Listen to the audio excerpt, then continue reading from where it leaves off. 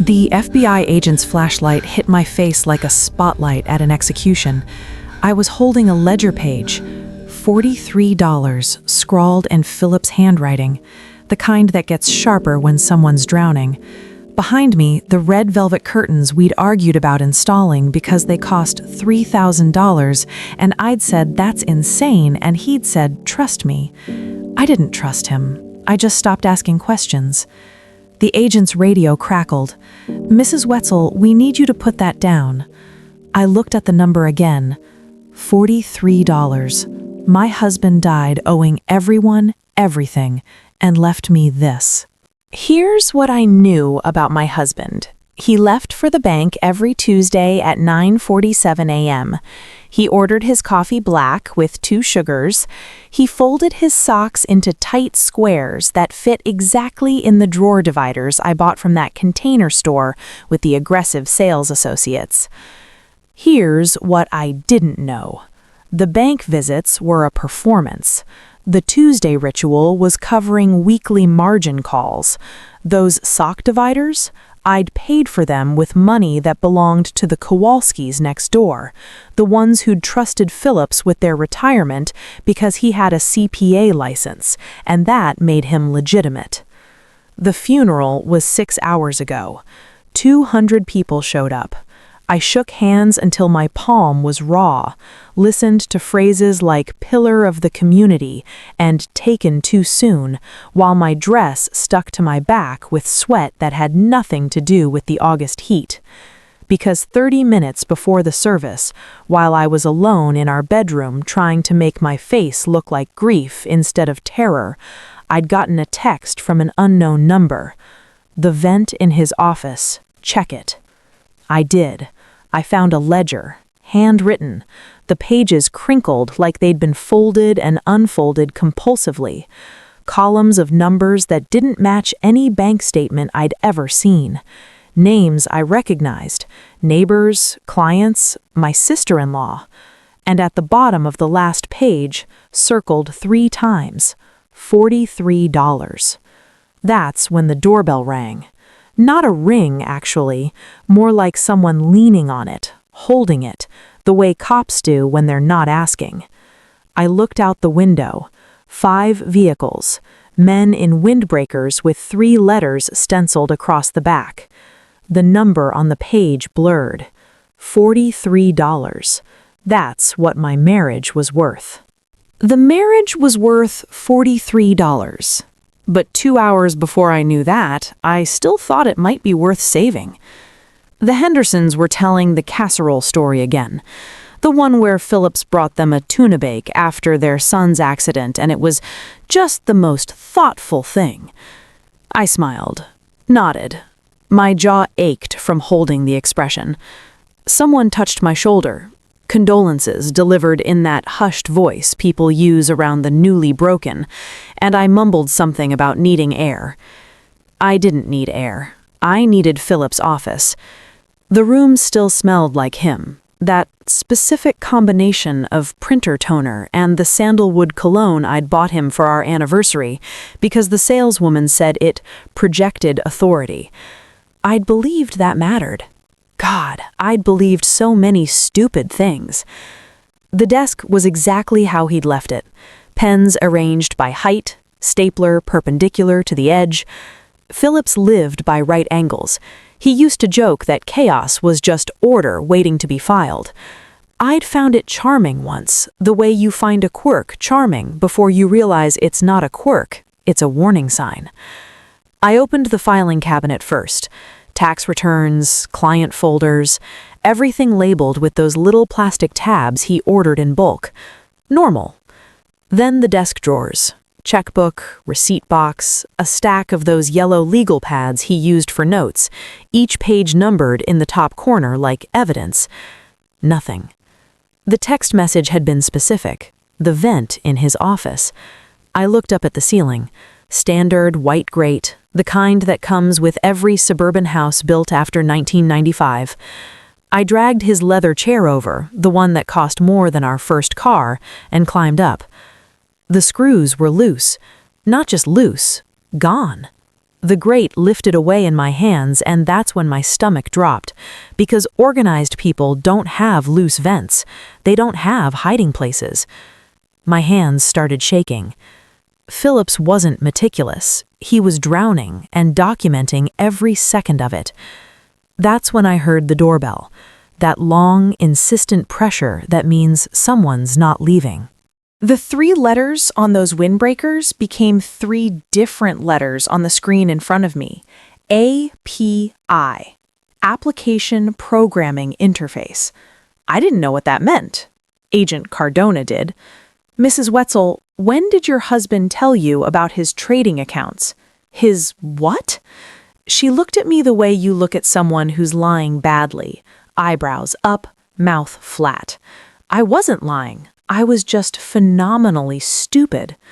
Cardona turned the laptop toward me. Rows of numbers, timestamps, ticker symbols I vaguely recognized from commercials during football games. The screen scrolled and scrolled. Hundreds of entries. Thousands. These are from the last 6 months alone, Cardona said. Your husband was executing an average of 200 trades per day. Futures contracts, options, forex. He had accounts with 12 different brokerages. She paused. Let that sit. Did he discuss any of this with you? My throat felt like I'd swallowed chalk. Phillips did taxes. He wasn't a gambler? Cardona finished. Not unkind, just factual, like diagnosing a disease. Mrs. Wetzel, your husband wrote code. Did you know that? No, I didn't. Phillips used Excel. He complained when Windows forced updates. The most technical thing I'd ever seen him do was reset the router when Netflix froze during my shows. Cardona clicked something. A file opened. Lines of text that looked like a foreign language. This is a trading algorithm, automated. Your husband built it to place trades, based on market patterns. It ran 24 hours a day. He called it the Tuesday patch in his notes. The Tuesday patch. I'd seen that in the ledger, the one from the vent. Wait, my voice sounded far away. Those bank trips, every Tuesday morning, 9:47? He wasn't going to the bank. Cardona's tone shifted, softer now, like she was delivering news about a terminal illness. He was meeting margin calls. When the algorithm lost money, which it did frequently, the brokerages demanded cash deposits to keep the accounts open, fast. She pulled up another window. Bank surveillance footage. Phillips, my Phillips, standing in line holding a manila envelope that was too thin to contain anything legitimate. His face looked wrong, eyes too wide, posture too rigid. This wasn't the man who kissed me goodbye every Tuesday with coffee breath and a promise to grab milk on the way home. This was someone terrified. The algorithm went rogue 6 weeks before he died. It started doubling down on losing positions, pyramiding. Your husband couldn't shut it down without triggering wash sale rules and tax penalties that would have exposed everything. So he kept feeding it. She closed the laptop. He fed it your neighbor's money, your sister-in-law's money, money that wasn't his. The room tilted, not metaphorically, actually tilted. How much? I whispered. 2.7 million. Gone. $2.7 million. Evaporated like steam off coffee Phillips never actually drank at the bank he never actually visited. But Cardona wasn't done destroying me yet. She slid a manila folder across the table, the kind with metal clasps that make that specific clicking sound when you open them. I knew that sound. Phillips had folders like this all over the house. Business documents, he'd called them. I'd signed them while watching reality TV. These are trust documents for the Kowalski account, Cardona said, flipping the folder open. Your husband managed their retirement portfolio, $340,000. They trusted him because he was a CPA, I finished. My voice sounded mechanical, like I was reading from a script I'd already memorized. Cardona's finger landed on a signature line at the bottom of page 3. My signature. The loops in my N were unmistakable. I'd always made them too big, like a teenager practicing cursive. Do you remember signing this? I didn't, but I also did. Phillips used to bring papers to the living room during commercial breaks. Just need your signature, babe. Spousal consent for the filing. I'd sign without looking. He'd kiss the top of my head, tell me I was making dinner reservations easier because now we had the good tax bracket. The good tax bracket was built on my neighbor's gone. $2.7 million. Evaporated like steam off coffee Phillips never actually drank at the bank he never actually visited. But Cardona wasn't done destroying me yet. She slid a manila folder across the table, the kind with metal clasps that make that specific clicking sound when you open them. I knew that sound. Phillips had folders like this all over the house. Business documents, he'd called them. I'd signed them while watching reality TV. These are trust documents for the Kowalski account, Cardona said, flipping the folder open.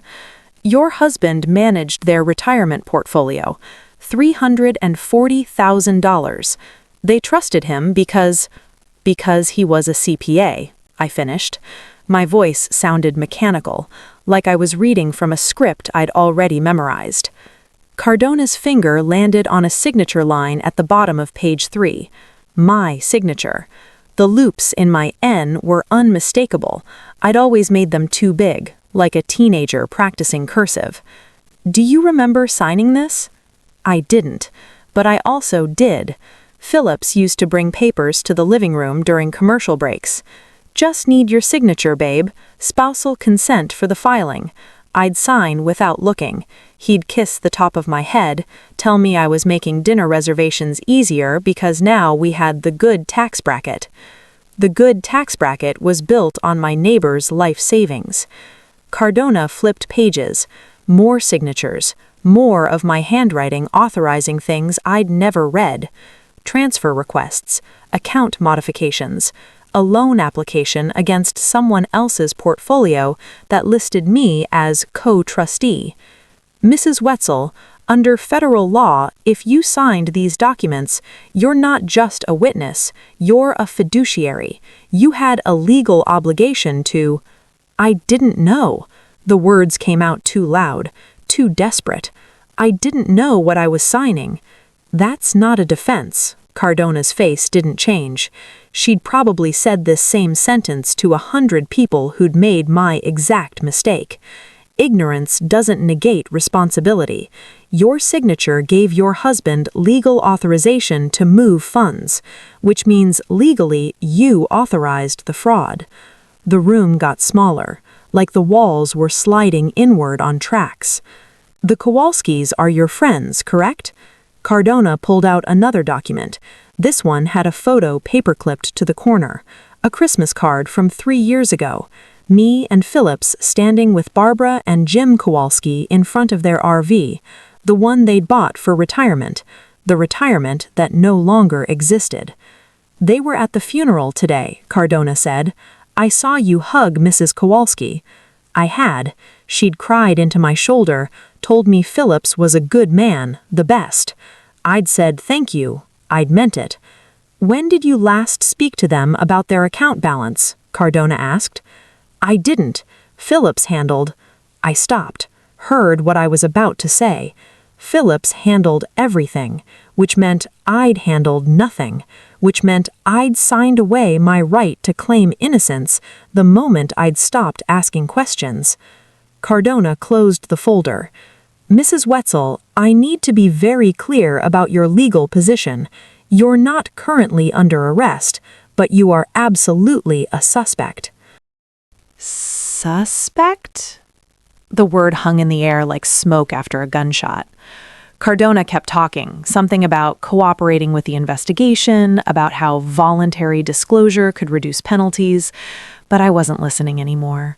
I was staring at the ledger page they'd let me keep, the one with $43 circled 3 times in Philip's increasingly unhinged handwriting. They'd searched the house for 2 hours, photographed everything, seized Philip's laptop, his phone, boxes of files I didn't know existed, but they'd given me back this single page. Not relevant to the financial investigation, one agent had said. Not relevant. Right. I sat in what used to be our living room, now a crime scene with furniture, and really looked at the page for the first time. Not just the number, everything around it. The circles weren't perfect. They overlapped at weird angles. And inside the innermost circle, almost invisible unless you held the paper at an angle to catch the light, were tiny numbers, scratched so faint they looked like accidents. Like maybe Phillips had been using the page as scratch paper while writing something else. 4300. Wait, not 4,300. 4 separate digits. 4300. I flipped the page over. More faint scratches. Letters this time, barely visible. Backup/Genesis/revival. Phillips never wrote in all caps. He thought it was aggressive.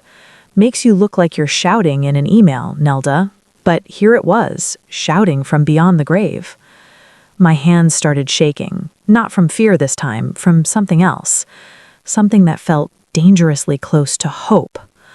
I grabbed my phone, my personal one, the one the FBI hadn't taken because it wasn't tied to the business accounts, opened the browser, searched Genesis Revival cryptocurrency. 17 million results. Genesis, the first block in a blockchain. Revival could mean recovery, but together? I scrolled through pages of crypto forums trying to translate a language I'd never bothered to learn because Phillips handled the finances and I handled pretending that was normal. Then I found it, buried in a Reddit thread from 6 months ago, username TuesdayFix47, asking about Genesis phrase recovery for cold storage wallets. Tuesday Fix, like Tuesday Patch, like the name of the algorithm that ate our lives. Cold storage, that meant offline, unreachable by the FBI's forensic accountants who were tearing through Phillips's digital life looking for assets to freeze. The $43 wasn't a balance, it was a key. I looked at the numbers again. 4300. Then at my watch. 4:30 a.m. The FBI had left at midnight with their boxes and their warnings about not destroying evidence. I had maybe 4 hours before Cardona came back with more questions I couldn't answer. 4 hours to figure out what Phillips had hidden. 4 hours to find proof I wasn't his accomplice, or discover I actually was. I went back to his office. The vent grate was still lying on the floor where I'd left it. I climbed back up on the chair and reached into the darkness one more time. My fingers hit something cold. Metal. A USB drive taped to the inside of the duct. Phillips, you brilliant, terrible bastard. The USB drive was smaller than my thumb. Black plastic casing, no label, the kind you buy in bulk at office supply stores for $3 each. Phillips had wrapped it in electrical tape before securing it to the duct, like he was worried about moisture or discovery. I had a problem, though. The FBI had taken Phillips' laptop, his desktop, even the old tablet he used for reading financial news in bed. Every device that could read this drive was currently sitting in an evidence locker downtown, being torn apart by forensic specialists who knew exactly what they were looking for. I had my personal laptop, the one I used for Pinterest recipes and online shopping.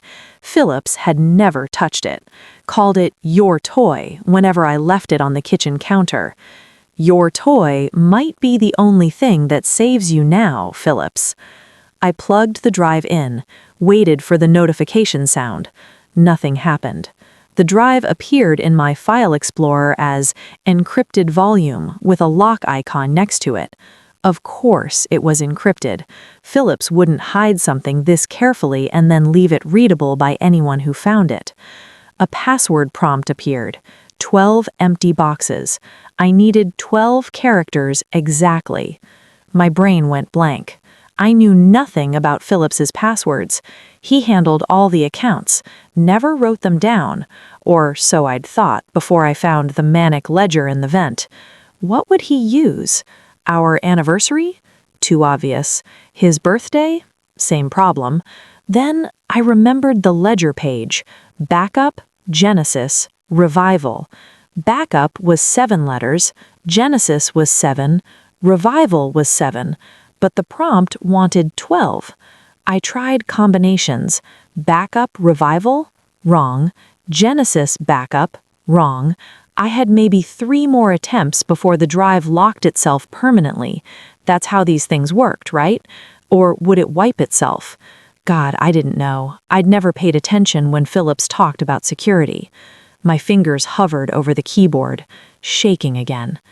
Wait, Phillips wasn't creative, he was methodical. The numbers, 4300, not coordinates, not a date, a reference to the phrase structure. 4 words, 3 letters each, 0 special characters, 0 numbers. I looked back at the ledger, the faint scratches that formed words. But there were more scratches I hadn't noticed, tiny tick marks in the margins, groups of them, 4 marks, 3 marks, 0 marks, 0 marks, a code for word length. I scanned the ledger for 4-letter words, found one circled in the header, last. 3-letter words? There was try written vertically along the margin, and at the bottom, where Phillips's handwriting got shakier, me written twice, me. 6 letters from 2 repetitions of a 2-letter word could make a 3-letter pattern if you counted differently. No, think. Phillips was precise even when he was breaking. Then I saw it, so light I'd mistaken it for a crease in the paper. Last try, null, null. Last try, M-E? No. Last try, no? My phone buzzed. A text from an unknown number. FBI returning 0800 with warrant for devices. Cardona. I looked at my watch. 7:47 a.m. 17 minutes. I typed, last try, last. The drive unlocked. The drive unlocked and my screen filled with folders, dozens of them, each named with strings of numbers and letters that meant nothing to me, except one. Nelda Future LLC Final.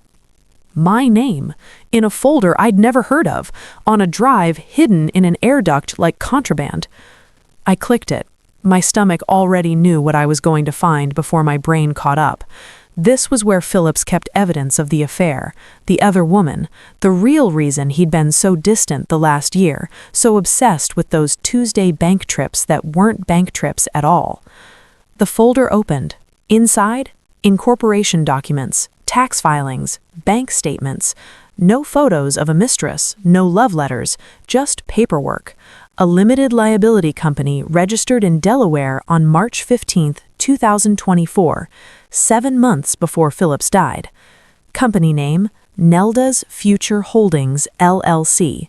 Registered agent, Phillips Wetzel. Beneficial owner, Nelda Marie Wetzel. Me. I scrolled through the documents, my hands moving on autopilot while my brain tried to catch up with what I was seeing. Phillips had created a shell company, in my name, without telling me. The incorporation papers had my signature on them. No, wait. I looked closer. That wasn't my signature. It was close. The loops were right, but the pressure was wrong. He'd forged it. He'd forged my signature to create a company designed to hide money from the FBI, from the Kowalskis, from everyone he'd stolen from. Except that's not what the documents showed. I opened the bank statements. The LLC had an account with a bank I'd never heard of, something based in the Cayman Islands with a website that looked like it was designed in 1997. The first deposit was March 20th, 2024, $50,000. Then another $50,000 on March 27th. Then $100,000. Then $200,000. But the money wasn't staying there. Each deposit was followed by a withdrawal 3 days later. Always 3 days, always to the same recipient. Tuesday Fix Trading Account 47B. His algorithm. Phillips wasn't hiding money in this LLC. He was feeding it to his automated monster. I found a file labeled neldaread.txt and opened it. A note, written in his voice. I could hear him saying the words as I read them. Nelda, if you're reading this, I'm either in prison or dead. Probably dead. The algorithm can't be stopped manually without triggering wash sale violations that would expose everything to the IRS. So I built a circuit breaker, this LLC. Every Tuesday, I move money from client accounts into Nelda's future, then into the trading accounts. The algorithm thinks it's winning. It's not. It's been programmed to self-destruct after reaching 10 million in total losses. When it crashes, this LLC becomes the recovery vehicle.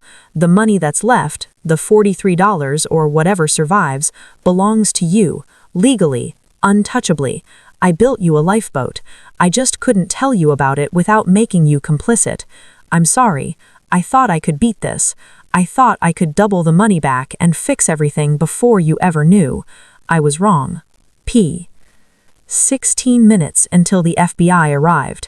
I was holding evidence of my own defense and my own guilt in the same folder. Evidence of my own defense and my own guilt, sitting in the same folder like a bomb with 2 wires and no instructions on which one to cut. I kept scrolling, found another file, recoverykeys.txt.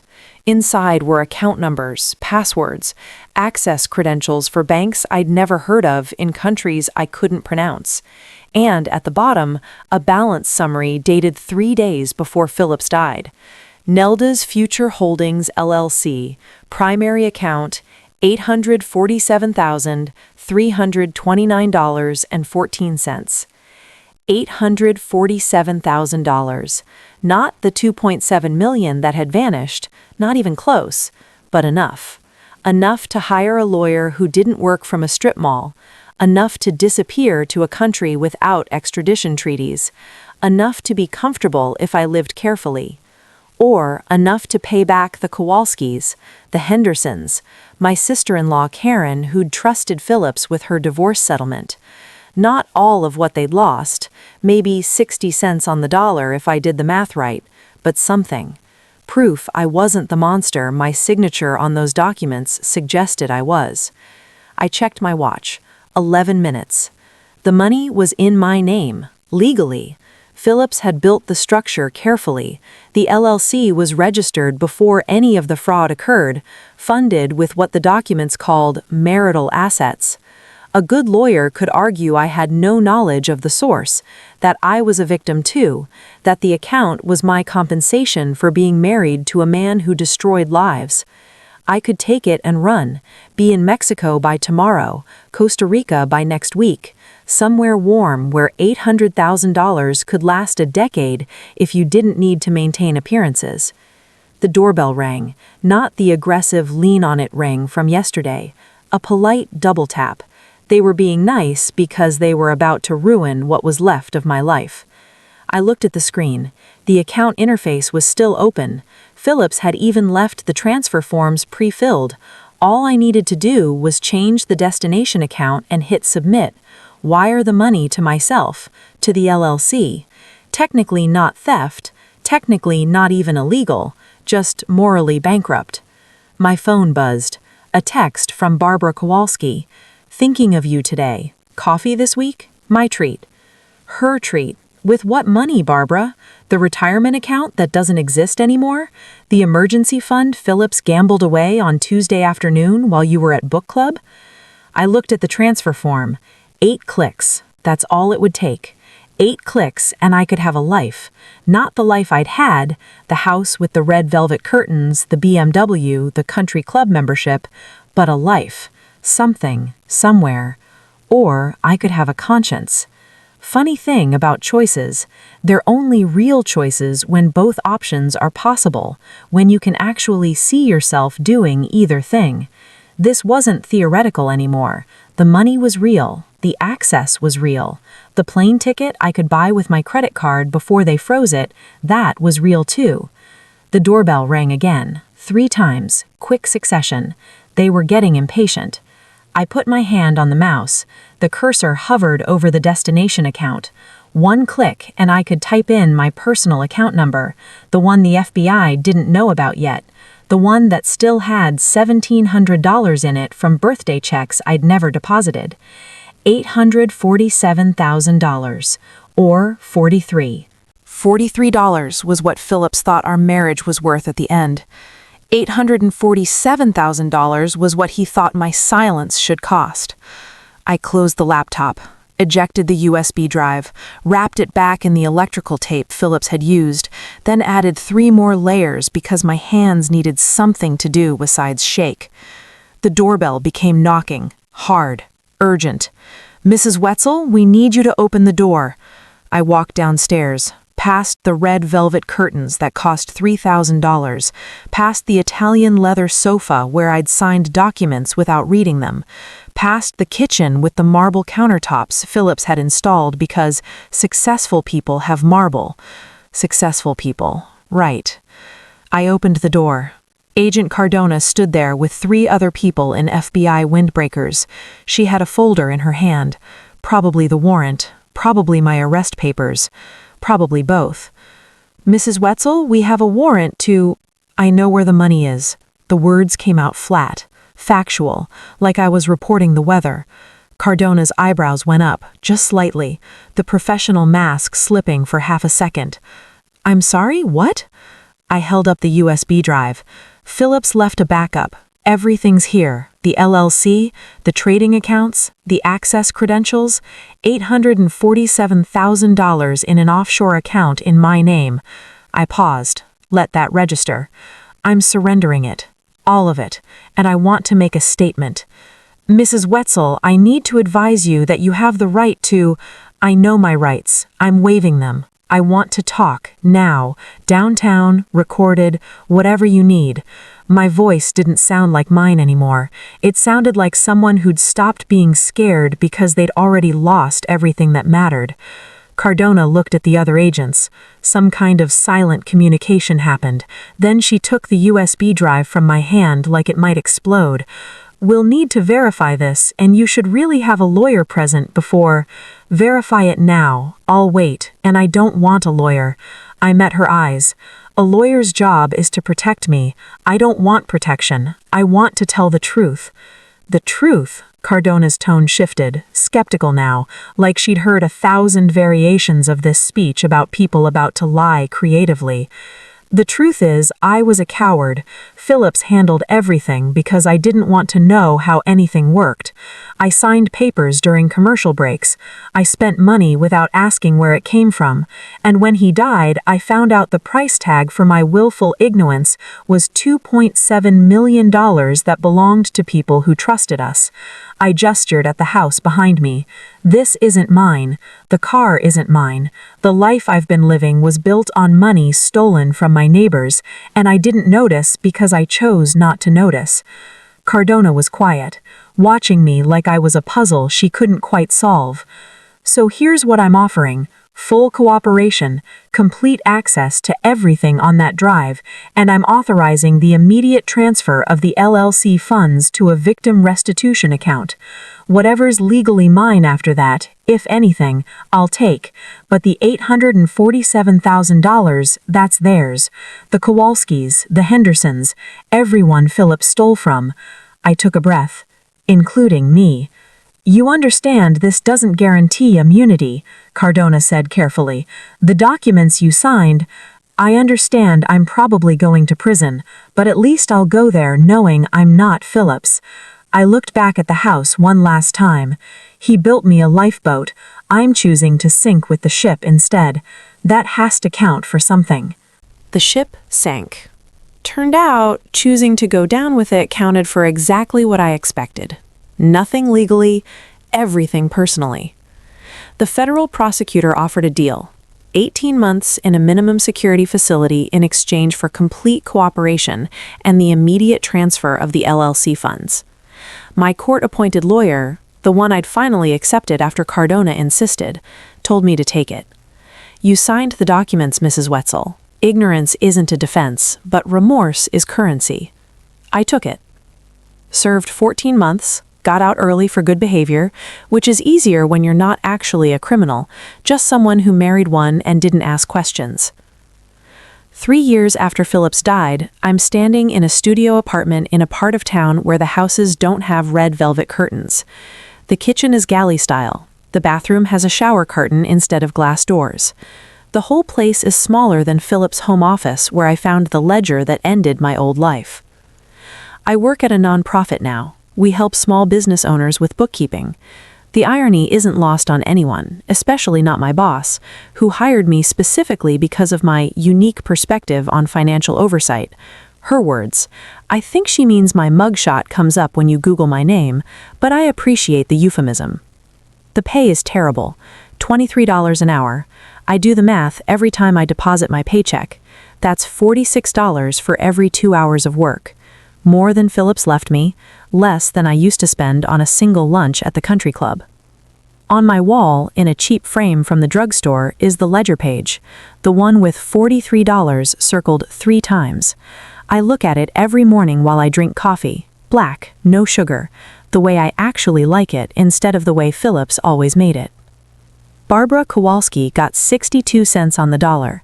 She sent me a card after my release. No return address, just 2 sentences. "Thank you for doing the right thing. Jim says we're even, but I think you paid more than we did." She's wrong. They lost their retirement. I lost my ignorance. Fair trade, except ignorance grows back if you're not careful, and retirement doesn't.